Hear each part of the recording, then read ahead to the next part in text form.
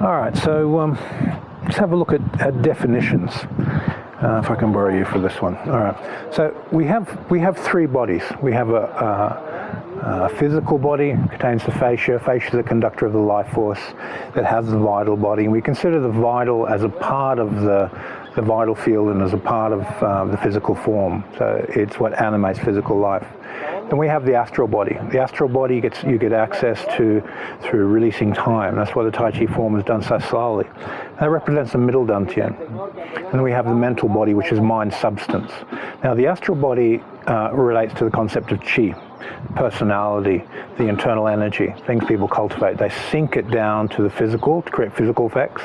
They rise it up to the mental to create mental power. So wherever you center the Qi will reflect through different effects. Tai Chi generally sink it to the body, to the physical center of gravity. And we have the mental body, the mind substance. So we have three dantians, three centers of gravity. It's important to recognize the difference between vital energy and sung. So if I put vital energy, notice it's pressurizing his body.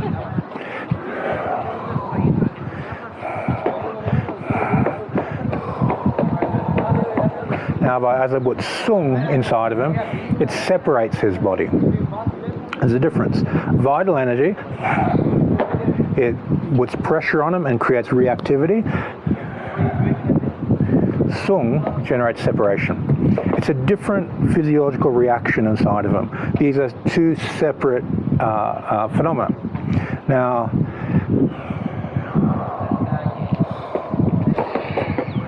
when I put astral energy into him, his body's responding differently. So this astral is very neutral. It's electromagnetic Qi from the astral body. And I'm putting this more upper body and a bit in the legs, but just extending it out.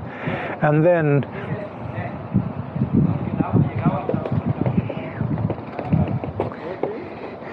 there what I'm doing is opening up the mental space and releasing outwards with a type of sung in the mental space by just opening up and releasing tensions from around him. Now the sung and the mental body are very, very closely related. So I can just open his mental body right up. So you notice his knees started to bow and everything started to feel like it's going outwards. Or with the mental body, I can just put sung into his mental body and just start letting everything deconstruct and pull apart. Now, if we go a little bit deeper,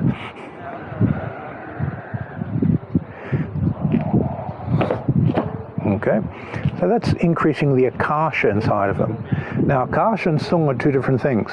Sung has a similar effect to akasha. Sung dismantles things.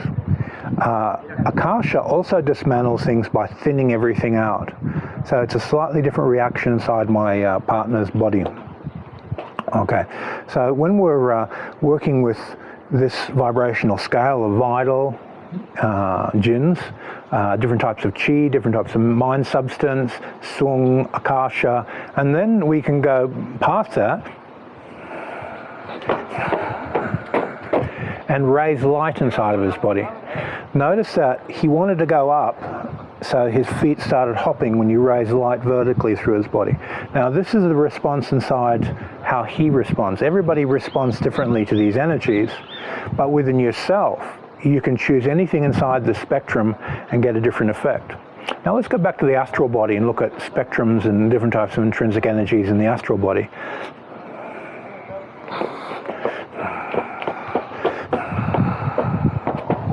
Okay, so I increased earth element inside of him.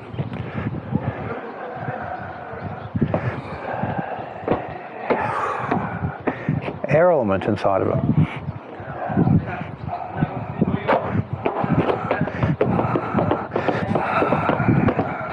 So water element inside his astral body.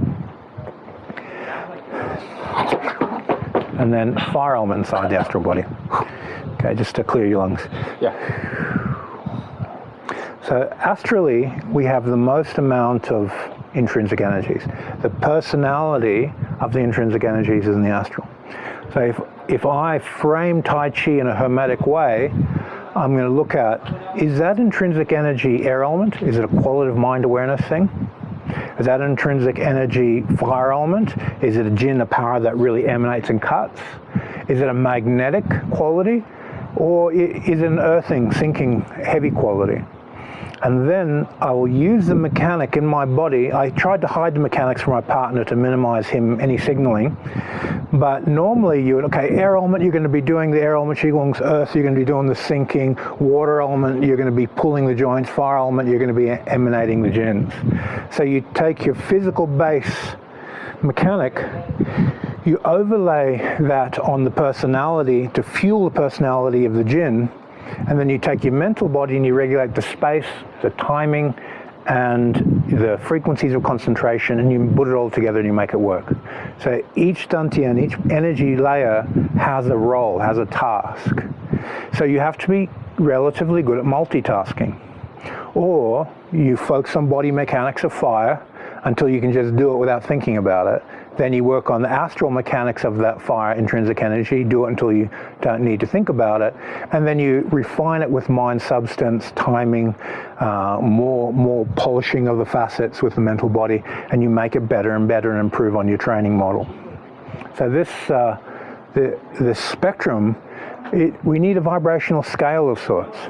So we have physical muscle tension, muscle contraction to produce power on the bottom of the vibrational scale. Then we have releasing the muscle and using fascia, high levels of efficiency, less oxygen consumption. We tune the fascia to life force, we start working with vitality. And from there we start bridging the vital, slowing it down into the astral, and this is where we have that Tai Chi look where a person's moving very, very slowly, they're being energy aware and releasing time, and it produces Qi. Inside of that, we have the qualities of sinking in the earth, qualities of fluidity in the water element, qualities of rising and stepping and speed and timing of the air element, and then we have the quality of power and jinn in the fire element. So if you do any shunting exercises where you step and do a shunt, you're creating an arc of electricity. It's fire element training. Through this astral, we have this vibrational scale. Dense lower energies have less ethics. They're more unstable. They're more staticky, more higher refined frequency, have higher ethics, higher values, cleaner light of the mind, cleaner virtue through the astral. And then we start going into the mind substance. Consciousness itself is the outer aspect of spirit. You're aware, you have a mind. The universe is mind substance. Inside that mind substance, we have all these layers of mind that go past through your incarnations, the release of time, the release of space. And at the essence, there's a vibrational match to the Tao. There's a vibrational match to God. There's a vibrational match to the highest aspect of the universal mind. And that tuning fork, that's what we're sort of looking at developing. But it requires a very high level of stillness where we go from the mental body to developing akasha to understand the nature of our own mind. Akasha is timeless. You take the akasha training, spaceless, the mental body training. You put them together into the infinity exercises. Then you take that quality of infinity, you pour breathe it, you accumulate it through your crown, open the crown chakra, suspend the head from above, and start developing various techniques for Wuji or akasha. As you do that, you start seeing the observer of that process as being light, and you get a contrast. There's a non-dual nature to your mind, which is pure light, and there's the akashic aspect that regulates the playing field, the emptiness underneath all things that holds all universal laws intact and maintains the structure of the universe. So we train these layers one after the other. Now you can frame these layers in a Tai Chi way, a Hermetic way, in a Taoist way, and any type of metaphysical framework you want. However you do it, you're going to end up with a vibrational scale. Physical muscle tension on the bottom, the physical form, the ground, the earth, and then divinity on the top. The highest of whatever you believe it to be, which is only accessible through stillness, at the top of the vibrational scale, and everything in between.